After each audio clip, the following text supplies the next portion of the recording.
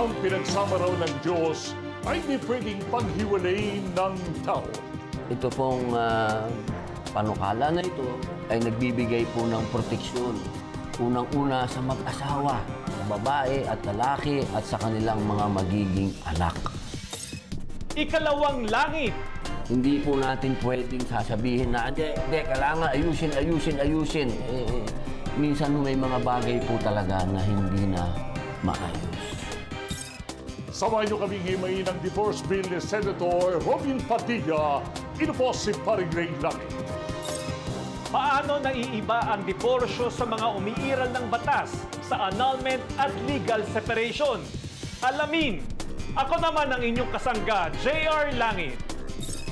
Ang lahat ng yan ngayong hapon sa ating Kasangga mo ang langit. For better or for worse, in sickness or in health, for poorer or richer, till death do us part. Ito ang mga katagang binibitiwan sa altar ng mga nagpapakasal.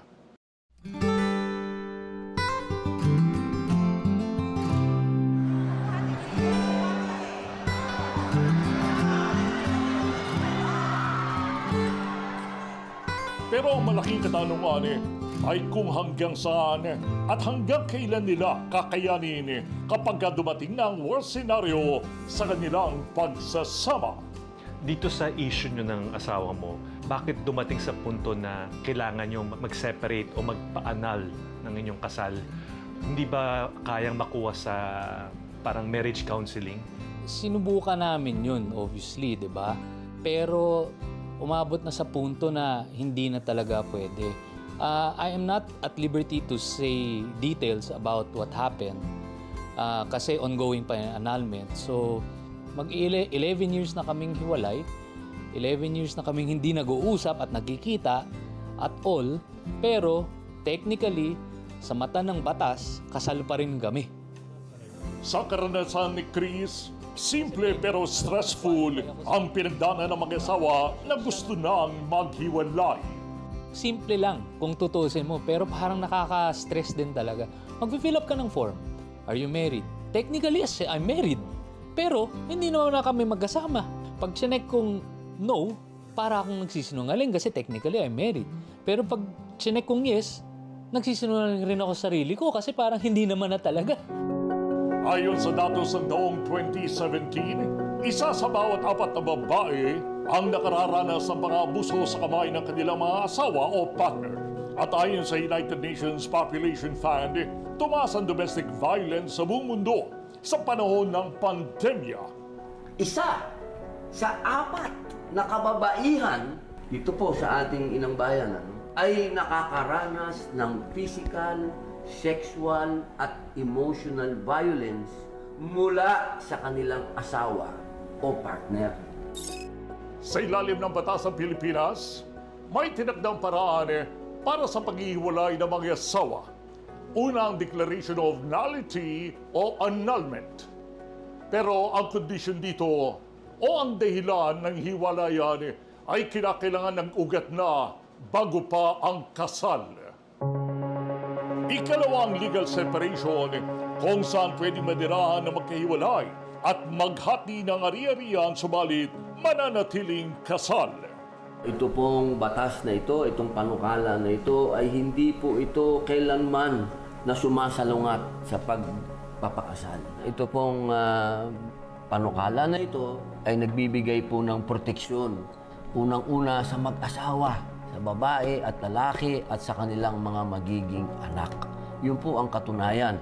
Para sa mga humihingi ng annulment, alam nilang mas masakit ito para sa mga maiiwanang anak kung iahambing sa diborsyo na kinikilala na nagkaroon ng kasal at legitimate ang kanilang mga anak. Paano kung magkaanak sila sa boyfriend nila or sa kinakasama nila ngayong bagong kapartner? Magiging illegitimate yung bata na yun talaga. Diba? Hindi mabibigay yung pangalan ng lalaki.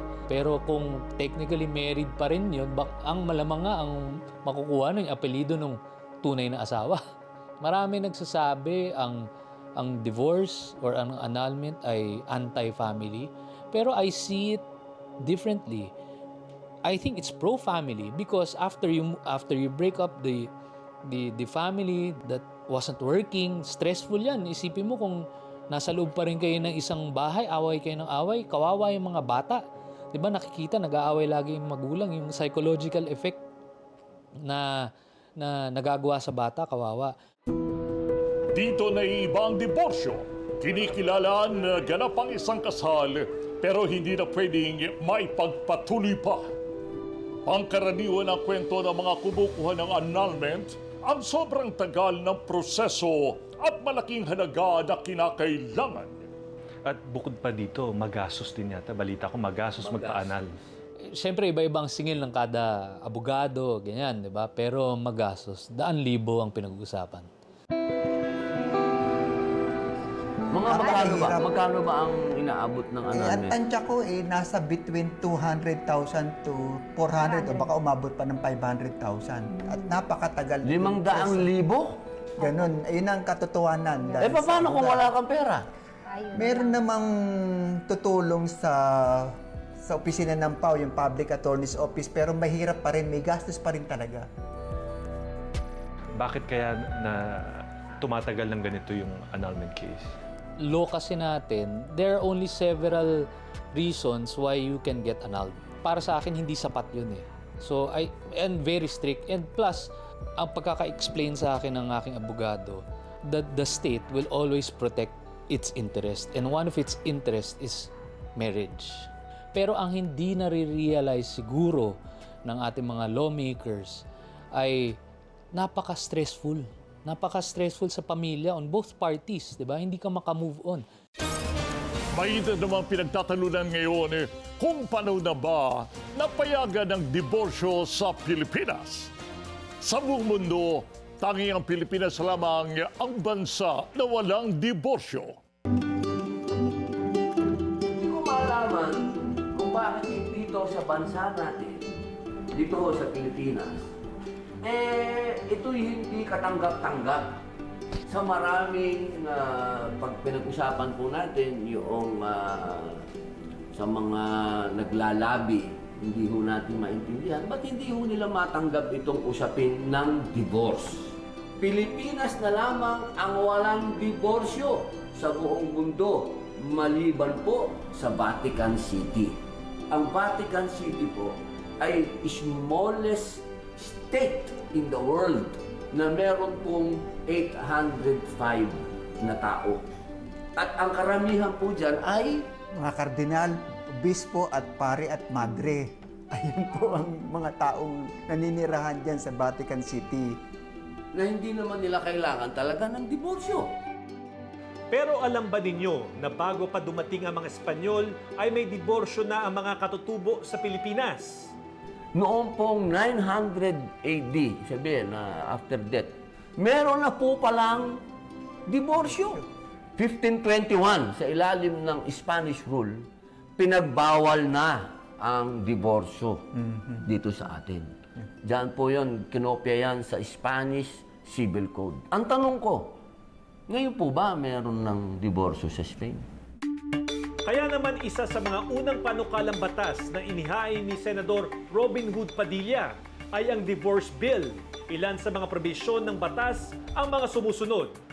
Kapag ang alinman sa mga mag-asawa ay walang kapasidad na gampanan ang mahalagang obligasyon sa kasal at pagpapatuloy ng kawalang kapasidad at hindi na ito maisasaayos pa.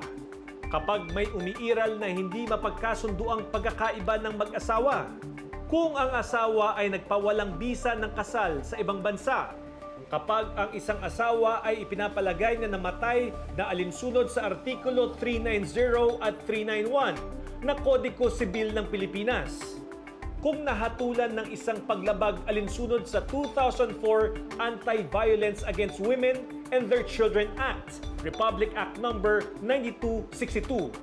Dagdag pa sa mga batayan ng divorce, ang pagtatangka sa buhay ng kanilang anak o ang anak na nagpasa ng petisyon, paulit-ulit na pananakit at iba pa.